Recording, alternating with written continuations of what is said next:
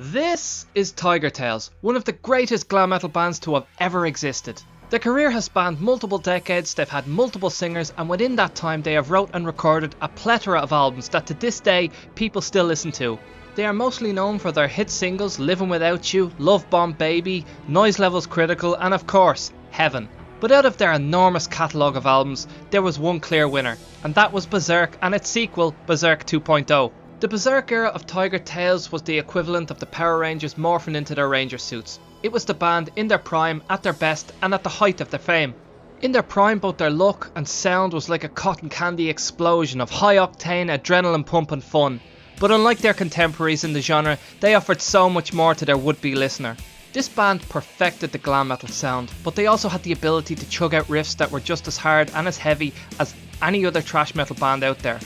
Tigertailz were the complete package. As I covered in my documentary on the band, the album Bezerk was a charting success which seen the band play live to sell-out arenas all over their native UK, and they were all set to take it to the next level. But unfortunately the era of grunge and the changing musical climate of the 90s going forward made the label they were on buckle under the pressure, leaving Tigertailz without the backing they needed to stay in the game. Despite the setbacks, Tigertailz soldiered on for a few more years before disbanding in 1996. But in the mid-2000s, during the second wave of glam metal when bands like Crash Diet, Black Rain and Sister were bringing the genre back to life, Tigertailz made a return to form, releasing Bezerk 2.0 in 2006. Bezerk 2.0 saw the band return to relevance once again, taking centre stage at various metal festivals all around the world. Young and Crazy, Banzai, Wazbones, Trill Pistol, Blast. It's safe to say that Tigertailz have some great albums, but there was just something about Bezerk's albums that gave the band a type of lore that tapped into your intrigue. Bezerk delivered to its would-be listener an unparalleled level of substance, as did its sequel Bezerk 2.0. Something about the blues and reds and the beast form of the lead singer on the front cover conveyed a sense of mystery, horror and excitement in a way that those other albums simply couldn't.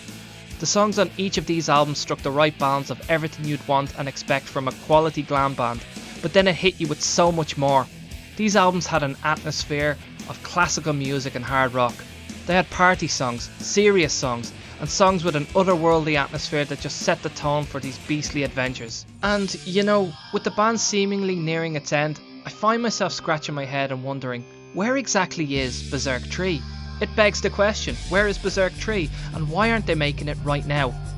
If ever there was to be a next or final album for this great band, why not go Bezerk all over again? As much as I love the albums that came and went before, after and in between these two albums, the Bezerk albums are the ones that I as a fan gravitate to the most.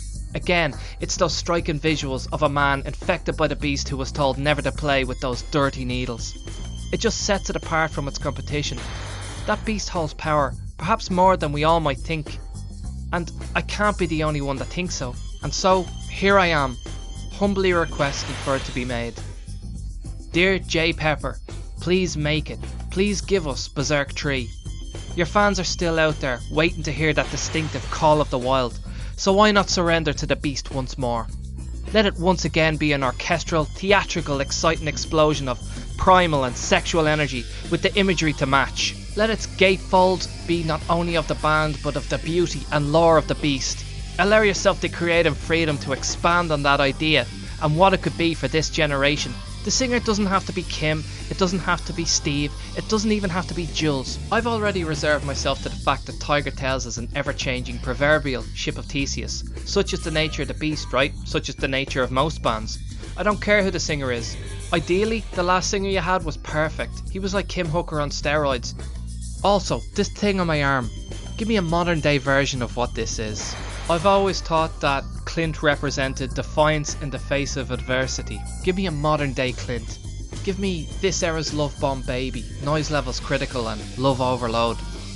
I know you're probably tired, but in this ever changing world of which we live in a world gone mad, in a world gone berserk, maybe it's time to do it all again, just one last time.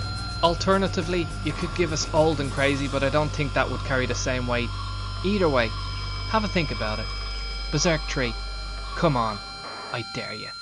Thanks for watching.